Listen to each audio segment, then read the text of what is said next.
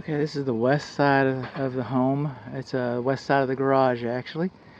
And we're going to have a series of videos here. It's going to be broken up to quite a few actually. I'm going to get one the west side, one the east side, and one the back side. And then we're going to do a camera pole, and because of the style of the gates, I'll get this gate open. Never mind. We'll try and get the camera pole video in one sure shot. But it is what it is. So over here is composition shingle. It's a nice dark roof. We can see here, and so some of these notes won't be retaken, but we've got ridge vents. We're happy to learn that the underlayment has been installed over the drip edge.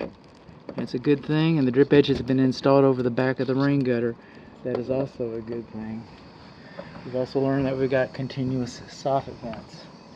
But we are learning over here, and that's going to be another picture, but some of our drip edge flashing right there, that's this stuff right here. Okay, it's supposed to be lapped a minimum of 2 inches.